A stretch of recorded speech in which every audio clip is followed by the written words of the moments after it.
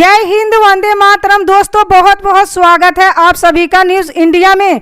और अभी तक आपने इस वीडियो को लाइक नहीं किए तो लाइक कर लीजिए, और चैनल पर नए हैं तो चैनल को सब्सक्राइब कर लीजिए, साथ में बेल आइकन भी प्रेस कर लीजिए और वीडियो को ज़्यादा से ज़्यादा शेयर कीजिए। चलिए दोस्तों, आप सभी को बता दें कि उत्तर प्रदेश में विधानसभा चुनाव होने जा रहे हैं। ऐसे में पडरौना विधानसभा सीट से बीजेपी विधायक स्वामी प्रसाद मौर्य ने योगी कैबिनेट से इस्तीफा दे दिया है।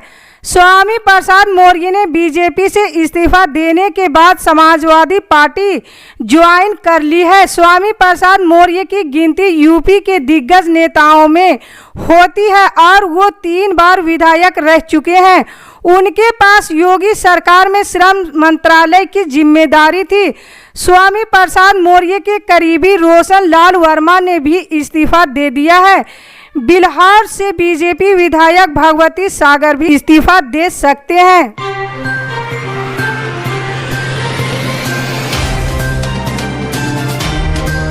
विधानसभा चुनाव से ऐन पहले भाजपा को गोवा में अच्छी खबर मिली है।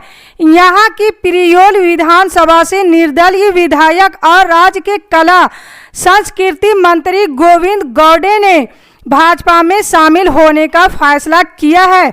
उन्होंने मंगलवार को कहा कि भाजपा में शामिल होने के लिए मैंने आज मंत्री पद और निर्दलीय विधायक पद से इस्तीफा देने का फैसला किया है।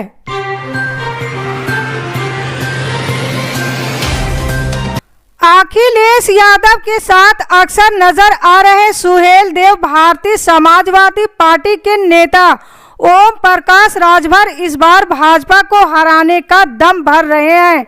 2017 में भाजपा के साथ मिलकर चुनाव लड़ने वाले राजभर का कहना है कि भाजपा इस बार 50 सीटों पर ही सिमट जाएगी। खासकर पूर्वांचल को लेकर वो बड़े दावे कर रहे हैं कि यहाँ भाजपा की हालत खराब है। इसी क्षेत्र में ओम प्रकाश राजभर का प्रभाव भी माना जाता है। इसके अलावा अवध क्षेत्र में भी राजभर की पार्टी का कुछ प्रभाव है।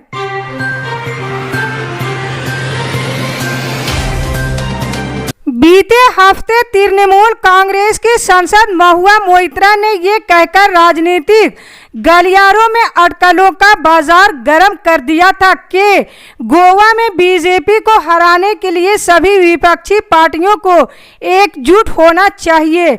हालांकि कांग्रेस की टीएमसी के इस प्रस्ताव से खासकर उत्साहित नहीं है। पहले खबरें आई कि कांग्रेस की प्रदेश इकाई टीएमसी से गठबंधन की संभावनाओं पर विचार कर रही है, लेकिन ऐसा गलत है कि ये अलायंस फिलहाल संभव नहीं है।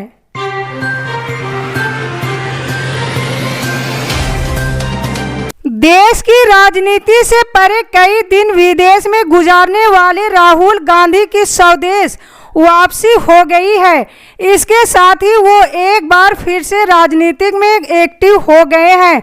सोमवार को उन्होंने गोवा विधानसभा चुनाव में पार्टी की तैयारियों का जायजा लिया और नेताओं के साथ कई बैठकें की। इससे पहले वो विदेश दौरे के वक्त भी लगातार ट्विटर पर एक्टिव थे और सत्ता पक्ष पर हमला बोलते रहे थे। पार्टी सूत्रों के मुताबिक गोवा के प्रदेश अध्यक्ष गिरीश चोडनकर और विधायक दल ने नेता दिगंबर कामत ने राहुल गांधी से मुलाकात की। इस मीटिंग में किसी दूसरे दल के साथ गठबंधन की संभावना को लेकर भी चर्चा की गई।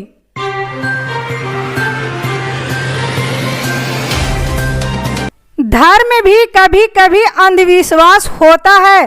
सपा अध्यक्ष अखिलेश यादव की ओर से एक इंटरव्यू में कही बात को भारतीय जनता पार्टी ने लपक लिया है और भगवा पार्टी इसे बड़ा मुद्दा बनाने में जुट गई है।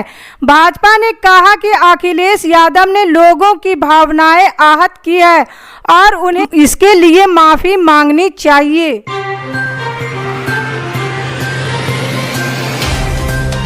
केंद्र मंत्री और पंजाब बीजेपी प्रभारी गजेंद्र सिंह शेखावत ने दावा किया है कि फिरोजपुर में होते होते रह गई प्रधानमंत्री नरेंद्र मोदी की रैली अब तक की सबसे बड़ी रैली साबित होती।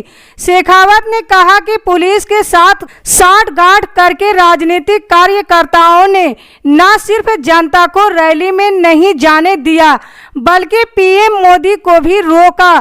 शेखावत ने कहा कि इससे भाजपा कार्यकर्ताओं के संकल्प को ही मजबूती मिली है।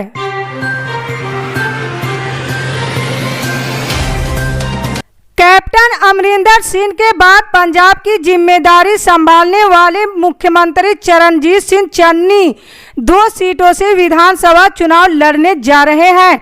हालांकि कांग्रेस ने अभी तक उम्मीदवारों की लिस्ट जारी नहीं किए हैं। मीडिया रिपोर्ट के मुताबिक पार्टी यानी आज बुधवार को CIC की बैठक के बाद पंजाब विधानसभा चुनाव के लिए पहली लिस्ट जारी कर सकती है।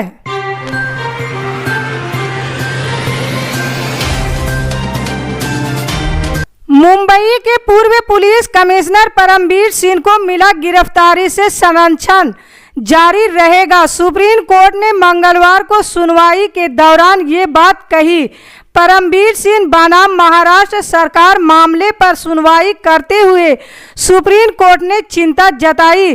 शीर्ष न्यायालय ने कहा कि महाराष्ट्र में बहुत परेशान करने वाली तस्वीर है, जहां मुंबई के पूर्व आयुक्त परमबीर सिंह को अपने ही पुलिस बल पर भरोसा नहीं है और राज्य सरकार को CBI पर भरोसा नहीं है।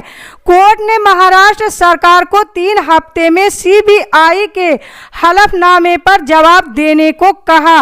न्यायालय ने कहा कि तब तक परमबीर सिंह जांच में सहयोग करते रहेंगे। मामले की सुनवाई 3 हफ्ते के बाद होगी।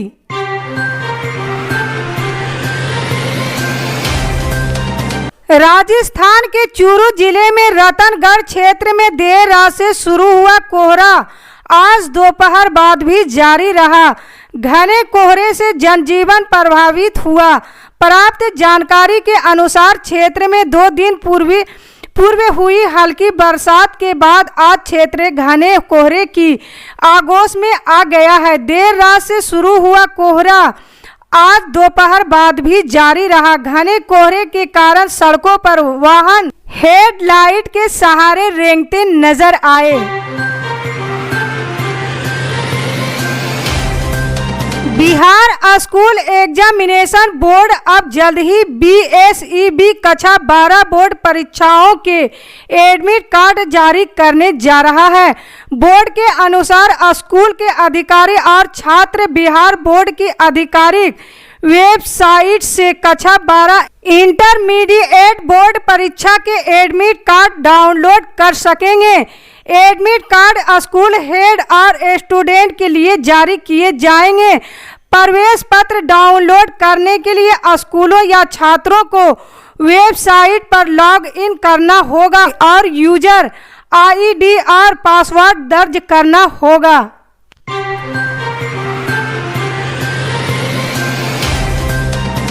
कर्नाटक में एक शख्स ने लोन न मिलने से नाराज होकर बैंक में ही आग लगा दी। जानकारी के मुताबिक ये मामला कर्नाटक के हावेरी जिला का है। बताया जा रहा है कि आरोप शख्स ने बैंक से लोन के लिए कई बार आवेदन किया था, लेकिन हर बार उसका आवेदन रद्द कर दिया गया था। कई बार लोन एप्लीकेशन खारिज होने के बाद वो काफ़ी नाराज चल रहा था। रविवार को लोन न मिलने से परेशान होकर शख्स ने बैंक में ही आग लगा दी। फिलहाल आरोपी पर पुलिस ने कार्रवाई की है।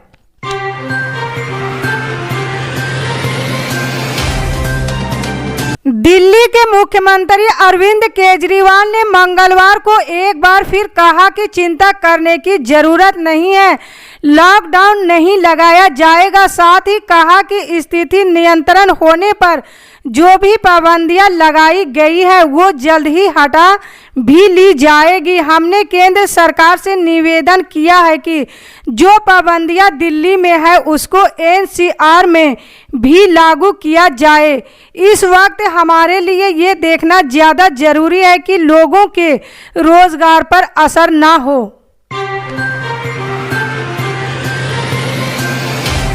उत्तर प्रदेश के बेहद अहम चुनाव में भाजपा बड़ी संख्या में नए उम्मीदवार उतार सकती है।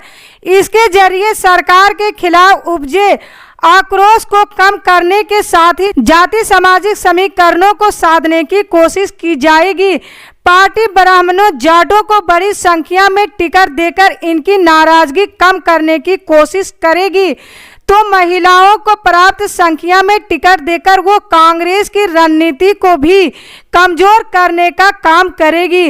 नई उम्मीदवारों की संख्या 1/3 से ज्यादा हो सकती है। इसी तरह की पल पल की खबर जानने के लिए जुड़े रहें हमारे न्यूज़ इंडिया के साथ। जय हिंद।